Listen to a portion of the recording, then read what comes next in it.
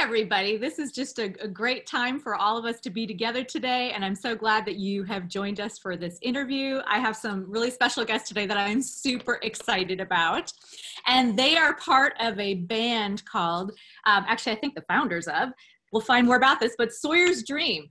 And I just want to read to you a little bit about them, and so listen up to this. Sawyer's Dream is inspired by the writings of Mark Twain and the vocal harmonies of bands such as the Mamas and Papas, ABBA, and Fleetwood Mac. Minneapolis-based Sawyer's Dream is a unique cross-blending of Americana, pop, rock, country, and R&B, featuring powerhouse female lead vocals and intricate four-part harmonies. Their all-original music is engaging, upbeat, and earthy, offering the listener a modern take on the classic rock of the 60s and 70s. And I am so excited to have two members of the group. This is when you're watching, I think it'll be this way, but on your left is Sky Ottman, and also on your right is Eric Newman. Hi. Thanks for joining us. Yep. So can you guys just give me, each one of you, a little bit of background of your music? Because I know you both have a lot of varied musical, experience with bands and just music through the years. I'd love to just hear a little bit of background to that. Go ahead, Eric. Like our musical background. I started when I was young. I was in a hair band, like a new wave hair band called Limited Warranty. We were signed. We toured all over, played with Eddie Money, Tom Petty, Tears for Fears. Wow. It was a national thing. We recorded in England, so that was cool. And then after that, I was in a band called Holiday Ranch, and that was like a college rock band, and we played colleges all across the U.S. And I took a little break, and then I met Sky and joined this band. So started it up again. For myself, many different bands throughout the years. Just like Eric, been on tour for a long time. Played with several different headliners. I was in a band called Amethyst Bliss. I was in another band called Inside Out, Not Quite White. Played with several different bands in the Twin Cities. Did a lot of solo stuff, a lot of coffee houses. Kind of did that thing for a while and kind of figured out I really wanted to be in a band. I wanted something a little bit different and try something a little bit different. And here we are, so many years later. It is. So when did you guys first meet up? Well, I would see him around town. We're both from Bloomington when I was younger, but I never knew him. I, of course, always heard of Limited Warranty, but I would run into him like at his family at Bridgman's or Burns Music. I would see him, but I never knew him. But we kind of ran into each other, say, about 5 years ago now. And before he was in the band, he actually checked my band out. And one of my guitar players were leaving, and he said, I kind of dig your band. And he started, well, all that band has, as you know, bands go, there's a lot of turnover. Yeah. People come and go and change. Well, that probably happened about 10 or 12 times to us so far. But this lineup's going really well. We're really having a good time. And He was a luthier, and I brought a guitar over. I heard he was cheaper than anybody else to work on it, and he worked out of his place or whatever. And so I brought it over, and that's how I first met him. And he fixed my guitar for me, and then I started hanging out with him because I like watching him fix his guitars. I wanted to learn how he was doing it, and so we became friends. And then kind of like when the other guitar player quit, I joined. Yeah, he just never left. It's kind of I just stayed here forever, hung out. So did you, Sky, did you have Sawyer's band was going already? Or Sawyer's Dream, I'm sorry. Yeah, Sawyer's Dream was going already. Yes, Sawyer's Dream has actually been a band, believe it or not, for 10 years. Wow. We've had tons and tons of member changes. Yeah. Eric came into it about 5 years ago, and that's when it really started to take off. We really kind of got together, and we, as you know yourself in this business, there's so much more than just getting behind the piano or getting behind the guitar. It's a lot of hard work. And if you're going to be successful at it, and I'm sure you're going to go over this, it's a lot of hard work. That's the main thing. And the bands that succeed, and our band's doing very well, and you're doing very well, are the ones that work extremely hard at it, Yeah, and the business side.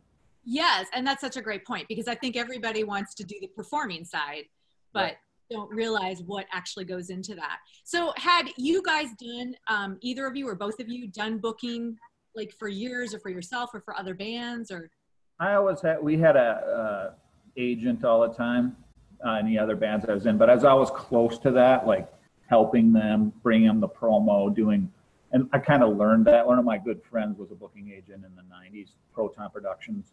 Kevin Daly, he's out in LA now or something, so I don't know. I haven't lost track of him, but I used to hang out with him. I used to bring all the Holiday Ranch stuff to him all the time to distribute, and I kind of learned about the booking side of things through him a little bit. So, and then just carry that over.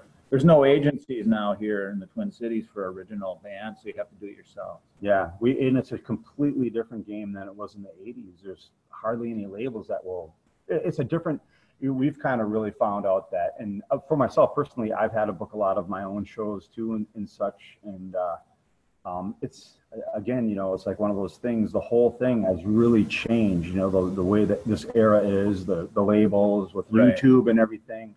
It's just, you really have to do a lot of it yourself if you're going to get ahead, you know, what we found out for ourselves.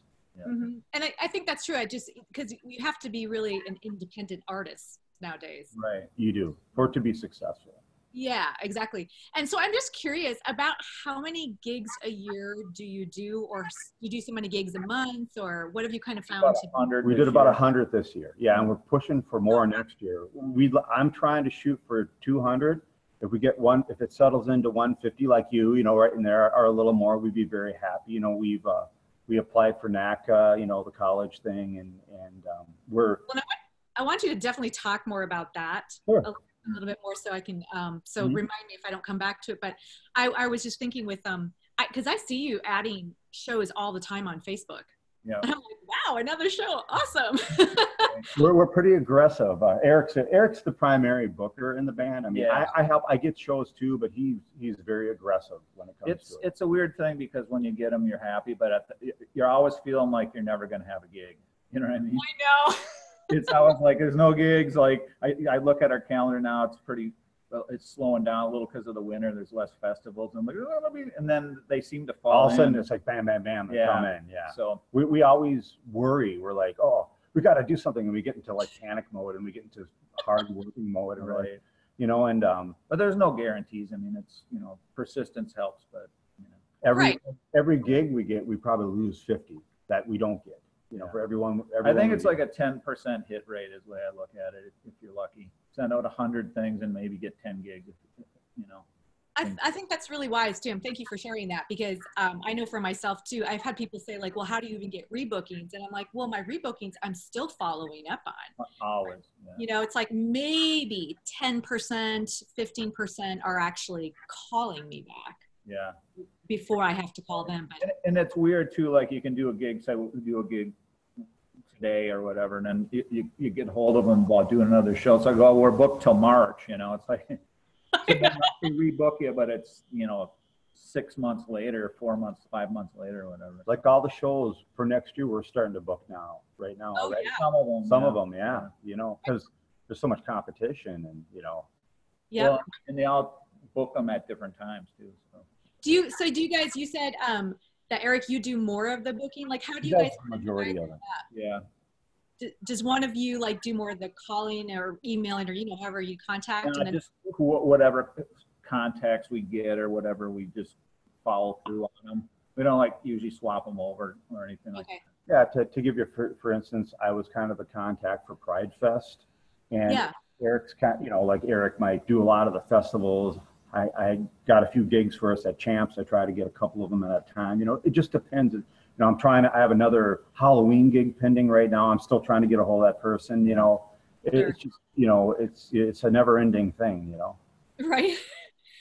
So where do you start with gigs, and how do you go about finding gigs? Because you're a band, and I know that's a little bit different. Like, I booked for a band years ago, but I book mostly solo and duos right now. And so how do you where do you even start looking for a band? Go ahead, Eric. You can go. Well, I would say two things. Just like type in something in Google, like venues, and then like also look at what other bands that you know of or what they're doing. You know, bands where that are busy. Where don't look at Sawyer's Dream. You don't want to play where we're playing. But a lot of people do. Yeah, you know, just to get ideas. You know. And I'll see stuff on Facebook of bands I know, and go, they're playing someplace, and then I'll go to the place online and check it out and say, okay, this seems like a pretty cool place. So then I'll try to get hold of them or whatever. So find new places that way. So. Yeah, one thing I wanted to say is, you know, with our band being an original band, we really, you know, take an opportunity to venture and seek out any type of place, because the smallest gig that might only have 6, 7, 8, 10 people can turn into the hugest thing. Right. Like there's people are there, people are seeing you, different owners of nightclubs are there, people that run festivals are there. I mean, I'll give you, for instance, we did just a bar one time, and all of a sudden we got offered this private party that turned out to be an amazing thing. You never know who's in the audience, and as far as like no matter what the venue, we go after almost anything and everything. We won't really turn anything down, because it can always turn into something else or something better. Right. And I think that's really wise. And I just like the part where you were saying, like, look where other bands are, because I know a lot of the people watching this, they're from other parts of the country and even a couple of other countries, but like to look in their area and find what bands are playing. I suppose you can even just on Facebook do like events and probably find them that way. Yeah. We did some interesting stuff too, like where we actually approach places and said, we have 2 other bands we want to play here. Can we rent the room? That kind of deal. And we did that for a couple different venues where we pay a rental fee for the room. We knew that between those other 2 bands and us, we could get, 300-400 people in there, charge $10 a head, and make enough money to cover and then split the money. So. And then that way it gives the other bands an incentive to work hard. They're invested. And then that way, they're not going to be like, oh, let's just show up and play. And, they're relying on the other bands. Say the room's like $500. Everybody has to pitch in $165. We split it. So you're already in the hole when you start. So that gives them motivation to like work and bring people in. Promote the gig and, It's a risk, but it worked, a couple times we did it. So it was fun. Getting back to the other question, sorry, Tara, what I can say is, what we really found too is making really strong relationships with the people that are booking the gigs, always being so kind, so nice, thanking them at the end of the night, thanking everybody in the nightclub. This stuff is very key. Being very, when you call people back, you say, hey, this is, we really had a great time playing last time. We would love the opportunity to play there again. That stuff is so important. Being really mindful of the places you are applying for, are the people you are working with. It really makes a difference. Because there's so many bands that go in there, they don't care, they have a bad attitude, and they never get hired again. Yeah, reputation's everything. We've talked to some like sound guys or whatever who said like, I couldn't believe this band that was in last night. They were just total jerks. They thought they were rock stars and they were rude, and they won't get booked in again. And to keep a gig, to land a gig and to keep a gig is 2 totally different things. And always having that really good positive attitude going in there. Being so nice, so friendly, we are naturally, but it's a very key thing to, the best thing you can be is be in demand and know that, you're going to be hired in the future. That's a really good, very good thing. Personally, knowing the owners are trying to become friends with them, or at least let them know who you are, and, let them know how professional you are too, Eric, is so key. Like, they have the confidence you're going to be there, you're going to be on time, you're going to do your best to promote. All that stuff is so drastically important. That was a good ramble by us. Oh, I love it. We talked just rambling. Oh, you're totally reiterating what I've told people before too about the relationship building. And I was just thinking, like, the fact that you've both been in the Twin Cities even, which I have actually 2 questions, but since you've been in the cities, have you felt like you have built long-term relationships with some people? Oh, for sure. Absolutely. I mean, I can give you just an example. We play Kathy's, and that guy in Rochester, and that guy is so wonderful, Dave. Yeah. Just a fantastic person every time, and he keeps hiring us, and just there's not enough great things I can say about that. There's a bunch of people that have booked us that knew me from the past, so, Yeah. Well, and so my other question was, do you go besides like the Twin Cities, because you just said Rochester, which I ways from here, how far out do you go? I mean, do you go all over Minnesota? Do you go in Wisconsin, maybe? Wisconsin, Duluth, Rochester, Mankato, just like the state and just around. But we're hoping to branch out a little bit. So. Yeah. Have you guys found though, like as far as, booking for a band, because I'm just thinking, I hear this from people with bands that they're always so afraid to ask for a certain price. And have you guys found that in general, the price, whatever you're asking, has been received well, or like people get it because there's more people in the group? Well, it's interesting because it's like you have to kind of feel it out. Clubs are never going to pay as much. Sometimes like what I like to do is like just take a percentage of the door, say, can we charge this much cover, and take, 80% of the door, 75% of the door. Festivals, you kind of have to like gauge how big they are and where their budget is, and where they're comfortable, where they're comfortable working for. You don't want to lose the gig. Yeah. You can, a lot of times, we'll work with them, and then you'll say like, well, what number does work for you if we shoot them too high? Yeah, if they say that's too much, and then we'll say, well, we can try to work with you. What can you offer? So. Mm-hmm. Well, that's part of building a relationship too. Yeah. Yeah, it is. Yeah. But I mean, you've obviously, is everyone in your band, like, are you all full-time musicians, or of you, or? No, we're not full-time musicians. No, we're working towards it. Yeah. It's a lot of work, very hard. Yeah. Well, and how many people are in the band? Is it 6 or? Six people right now, yeah. So, I mean, when you start divvying up the money, plus you got to look at, you're probably going to take half of what you make and put it back into the band. You're smart. Because a lot of expenses, as you know, how expensive recording a CD is, Tara. And sound guys, light guys, travel expenses. There's so many photo shoots. Yeah, and there's so many posters and promotion, and just I know, and then just all your time. I'm always telling people this, that it's like, the people that see us do gigs, they think that's the only bit that we're getting paid. And all the stuff that goes on behind the scenes. They have no clue. It's hours. Hours and hours. Hours and hours. You have to just love it in your soul. You have to be, you have to have that part in you that is driven and just loves it. You have to love music, that much. But I think what you guys said too before is that you have to be committed to hard work. You do. Right. Yeah. I mean, really, to make it work? You do. If you can't work hard, it's so funny because, Sawyer's Dream this year has had a great year. And it's so funny. I have all these new Facebook friends, and I'm going, well, who are they? Are they friends from high school? I have no clue who they are. So I'll message them. And how do I know you? Oh, by the way, I just wanted to pick your brain on how I can get better gigs. I'm getting that over. Or I'll have bands call me up. We're dying. We can't get any shows. Can you give us some gigs? I mean, like our band has always supported all the original bands in the Twin Cities. We hire bands all the time.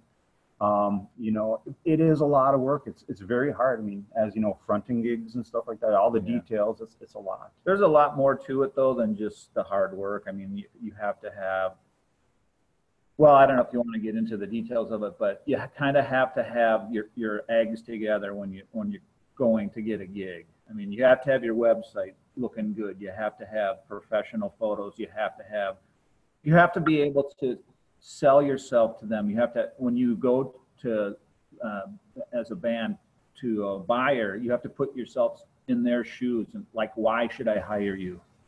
So you should have like 3 good reasons, or at least that makes you different or unique, or why everybody else, or why they should bother to hire you.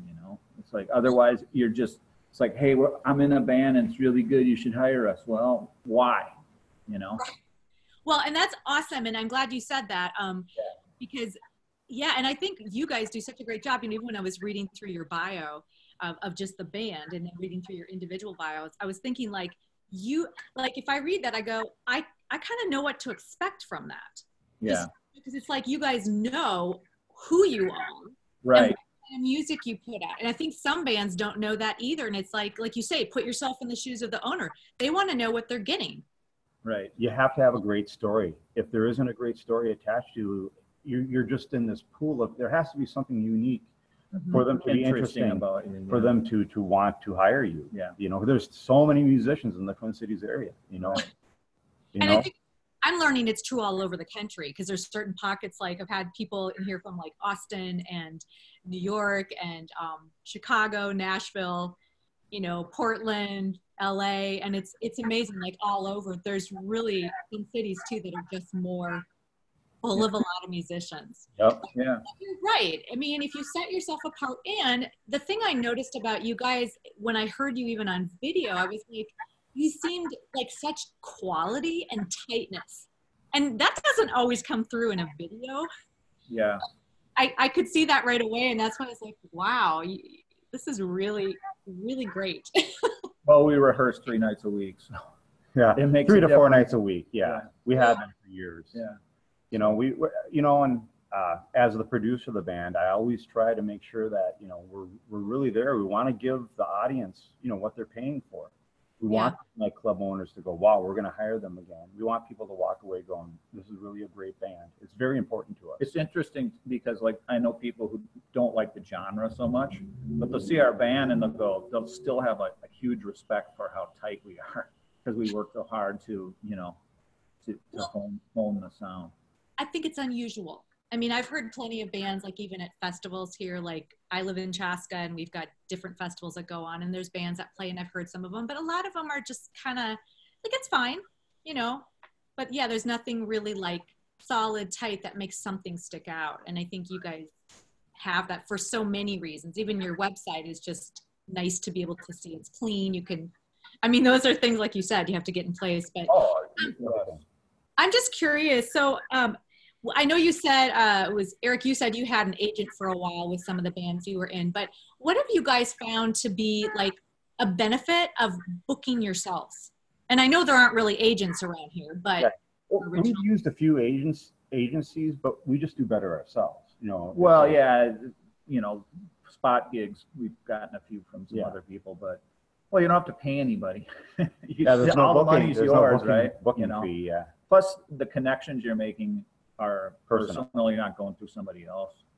But I mean, you know, I would love to have a really good agency that booked us. It'd be great, but there just isn't anything. We haven't been able to find them, you know. Like in the 90s when I was in Holiday Ranch, we just had a killer agency and they booked us every weekend for 10 years. We played, I mean, we were just solid gigs all the time. They did a great job, and just nothing like that here not anymore. for original bands. Yeah.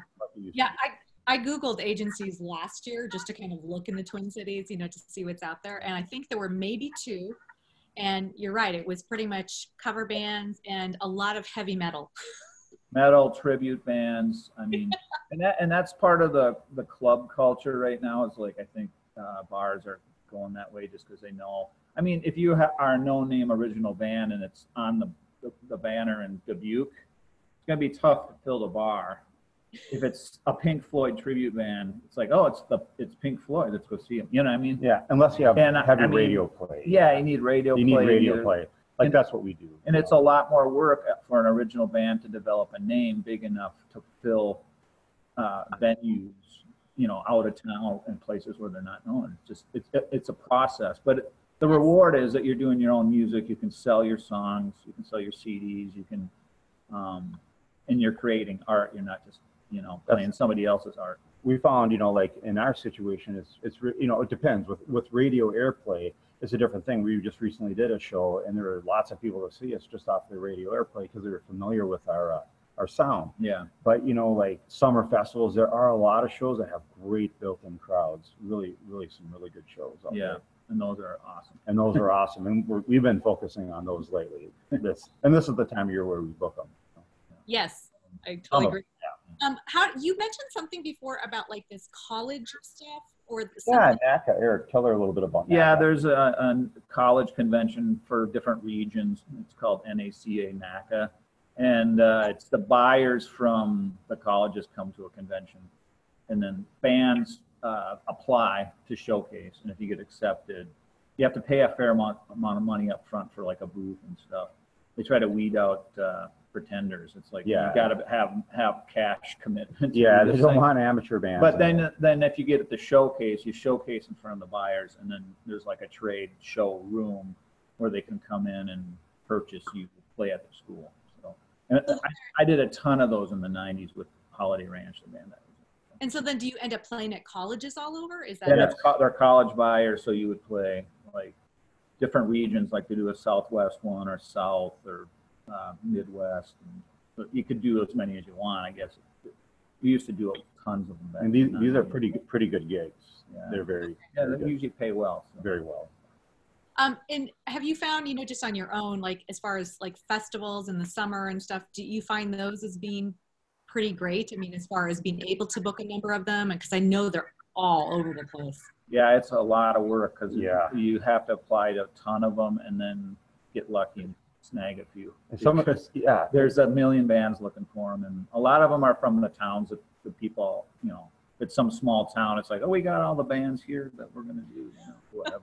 Or we've done them every year for the last 15 years, sorry. and there's a lot of policies and politics to a lot of these shows, and they do it to be fair to the bands, where one year they may have you play, but the next year they can't, Right. they just, but the next year they'll let you play again. They try to alternate it to make it fair for all the bands that are coming in. Keep their lineup fresh each year. I know that's true with the parks, because I remember when I was with my duo and we had two other guys with us, so we had like a band for it to play.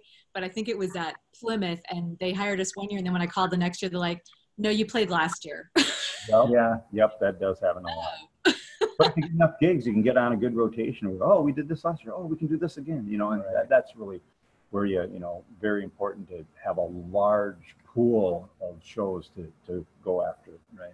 I just have a couple more questions, but one is, how do you guys go about organizing, like when you are booking gigs? Do you have just a set way, like, or you have like a program on computer, or are there things you found online that help you with the organizational part of that? We have a band calendar, so when people have stuff going on, they have to put that on there. So Okay. if they need to block a date, we try to tell them to keep the dates open as much as possible. If there's no date, every day and every minute is fair game. It doesn't matter if it's 6 in the morning or 4 at night. We will book a gig. We had 2 gigs a while back. We played Grape Alexandria, Minnesota at 10 my hometown. 10 in the morning at Grape Stomp. Yeah. Oh, you did We had to be there, yeah. Yes, we left at like 6 or 7 o'clock in the morning, and then we got in a bagel, and then we went out and we had a gig at Mankato the same night at Buster's. So we got out of there like at 2 in the morning. So I mean, it's just like if the calendar, our thing is, if you don't have it marked off, every second fair game. In the past, one time I did 3 gigs in one day. That was pretty amazing. It That's was like a morning show, a 1 o'clock, and then a night show. We also did, But that's when they fell in. yeah, we had one week where I think it was 7 or 8 days solid. We played sometimes 2 shows in one day. That's one thing I would recommend too, is like, don't turn down gigs. Never. Because say you're just bugging somebody for a gig, bugging them, like email, and they finally offer you something, then you say, can't do it. You don't expect to ever play there. They just get mad. I mean, Yeah, like, you've been bugging me all this time to play, and I finally give you a chance, and you say you can't do it. And one thing I want to mention too is reputation is so important in this business. Being at the sound checks early, being considered the sound guys, the festivals, all that stuff. The same thing with booking the gigs. The second you say you want that gig and you don't land that gig, well, all the places talk. All the festival owners talk, and the second something goes wrong, it can really affect something else. So you got to always keep that in mind. Right. Whenever you're out there, and say your brand is Sawyer's Dream, or Tara, it's your brand. It's very important to. I mean, there's emergencies that are unhelpful, but just that type of thing is just really important. To keep in mind that if you're out there and you want to do a gig, you can make sure that everybody you're working with, if you have a band or a partner or whatever, that they know that, hey, we're booking this. There's contracts involved. We got to be there. There's no ands, ifs, or buts. This isn't. They're putting a lot of money into promoting us. Our reputation's on the line. It's all this stuff is very important to keep in mind, and that's part of keeping the good business relationships with people. Right. Well, it is. It's professional. I mean, you're holding to your word. You're holding to the contract, Yep. and Exactly. I think people notice that even more nowadays, which is probably why you guys have done so well too, because you're just, you're using that good work ethic and follow through, and because there's a lot of people that don't, or like you say, soundmen noticing people not being treated well. Mm-hmm. And you guys know that that's important. And I think the same thing. It's like, I always want to be as respectful as I can of the people that book me. Yeah. And the place itself and the audience. And occasionally you'll run into people who aren't the coolest, but you still have to be You cool have to to them. be. You have to be. Yeah. You never Yeah. know what you're going to expect. They're stressed out, or they're They just had a bad day. they're having a bad day and they're cranky. You just have to be cool to everybody. And like Eric and I always talk, the more shows you have, just think what an awesome resume you're building and all those references. Yeah.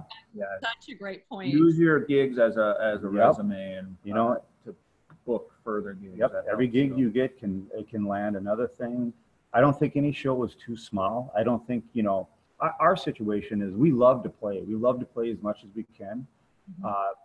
Being an original band, we're not all about the money. I mean, we've had some really good gigs, don't get me wrong. Yeah. We've had some really great paying shows, but we look at it as every opportunity is a great opportunity. We may play a place, there might be 8 people, but that one person that's in there can be a person that says, hey, we have a festival with 50,000, 60,000 people, come on down. I mean, you never know. It's so important. All these things are very important. Or they talk to like 20 other friends, so you got to come see the band. Yeah.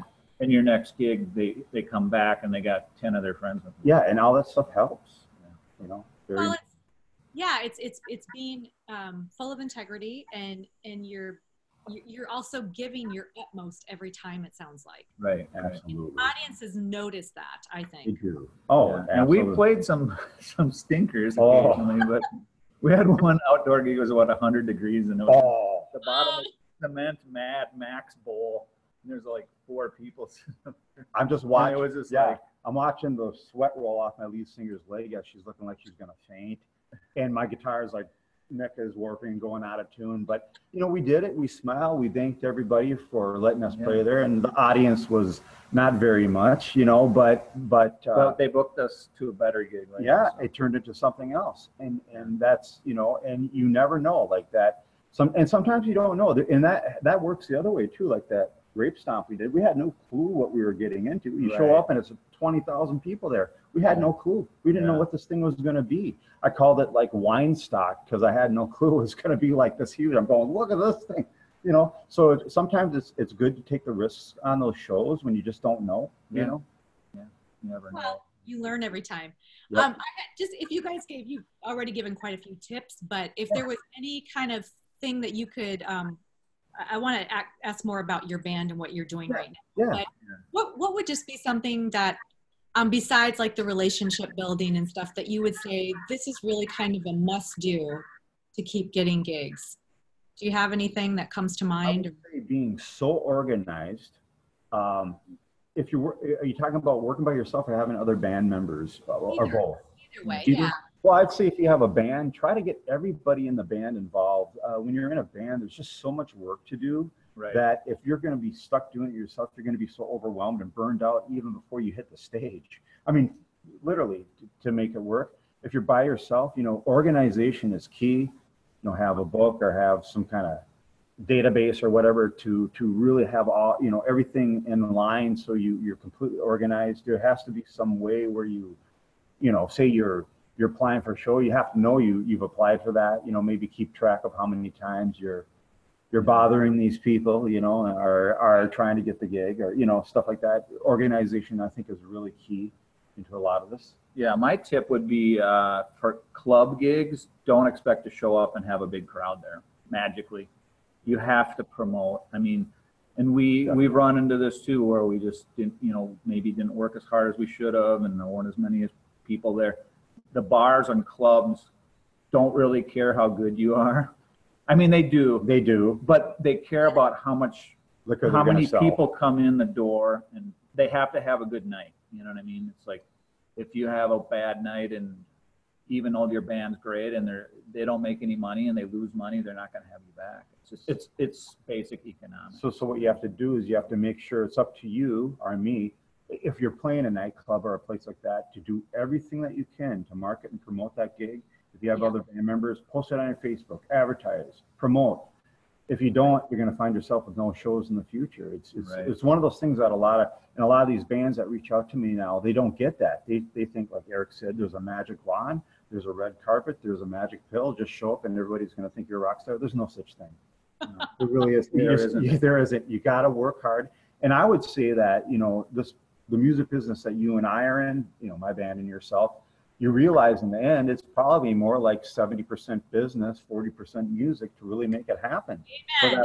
So and it's not like we're not artists. We sacrifice everything we love. We love to play. We're as creative as anybody else. But when you figure it out, and then it finally works for you, you go, wow, why didn't we do this years ago? Right. Why, you know, you kind of get it, you know, when you're older, you know.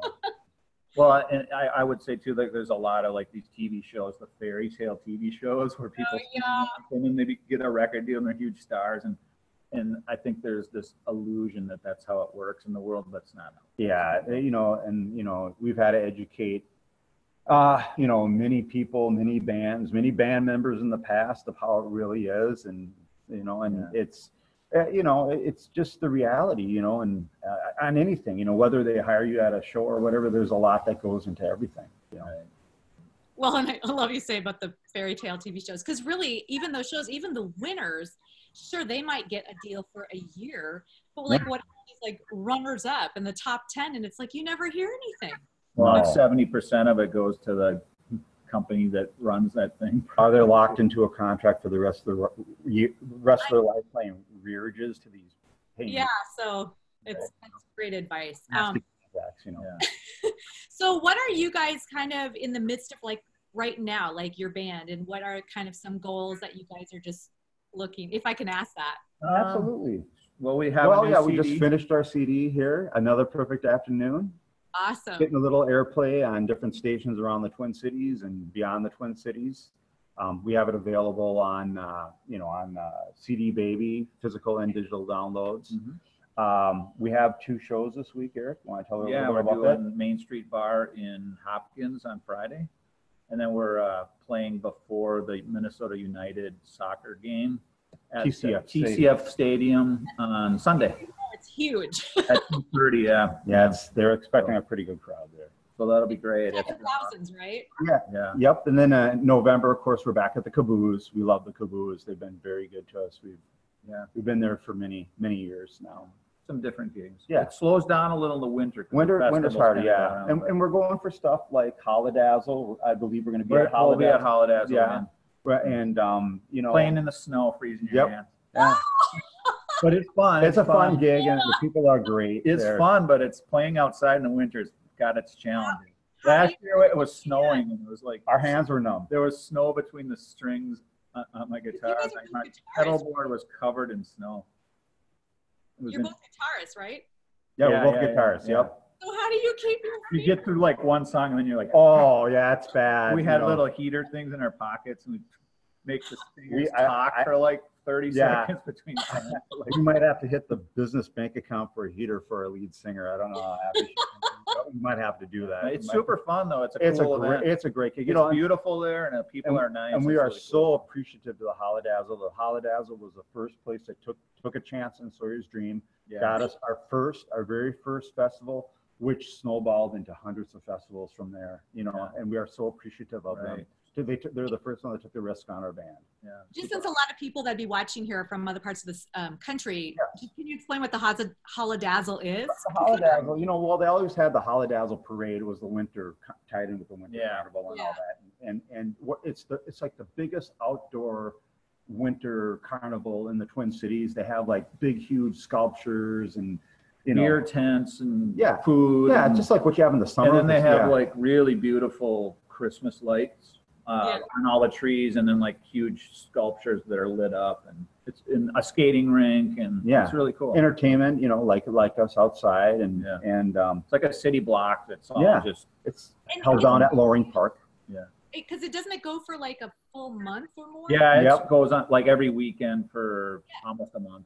We played it every year now. We played it twice last year, didn't we? Twice. I think we're going to do a couple of two dates this year. And that's again keeping those good relationships. Yes. Well, I got to tell you guys too. And I went yesterday. I had just a short amount of time, but I listened to a little bit of your new CD, and I was like, your songs are so catchy. Oh, like, thank you, Tara. They really are. I was like, I just was like smiling right away. Oh, that's great. That's kind of what, you know, we got the CD as a way to continue to promote ourselves. I mean, as far as we want to sell our music, but it's also a tool to send to people, get them to listen, try to get radio to play it, to get bigger and better gigs, you know. Send it out to newspapers and such, you know. So where can people find you? What kind of social media are you guys on? And, you know, if they want to look you up. We're on www.sawyersdream.com. You can find us. That's our website. Also, we're on Facebook, Instagram, and Twitter. I don't know how often we tweet though. We're on Reverb Nation also too, but you know, we're pretty out there. There's a few YouTube clips too, so you can, you know. Okay. Well, and I'll try to I'll put the links for sure of your website and Facebook. Oh, fantastic. Thanks. Instagram one, maybe I can get that from Jeanette too. And Yeah, that'd be great.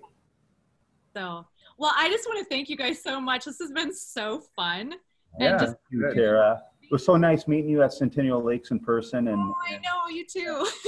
and we really, you know, you're such an amazing performer, and Well, I can't wait to come out and hear you guys live. It's still like my goal, and I know I have it a lot of times. You know, when we're all gigging, it's like sometimes hard to find the dates where they match up. But I know you're hitting it hard too. I told Eric about you long ago before we did this, and you know how impressed I was with what you were doing as an artist. Yeah. But thank you for all your wisdom too of sharing, because I really think this is going to encourage a lot of people, because I have people that are solo artists, but some have bands, or some want to get into bands or do booking. Yeah. And it's really helpful because I haven't booked for bands for a long time. And so what you guys are doing now, I just think it's super helpful, practical stuff that people can just take. It can be encouraging or discouraging depending on your point of view. Yeah. You know, to realize that it's a music business, and it's like, you know, half of being in a band is the business side of it. Yeah. But for you guys to get 100 gigs with 6 people in a band, I think that's amazing. And that's just here in, you know, pretty much the Minnesota area. Right. Or, you know, Right. Midwest. So I think that's incredibly encouraging. And I think anybody should take heart in that, and how you talked about building relationships and everything. So thank you so much, you guys. I know you've got rehearsal to do, so I want to let you go. Yep. Okay. Thank you so much, Tara. Had a great time. Hope to see you soon. Yep. See you soon. Yeah, thank you. I'm going to stop. Here we go.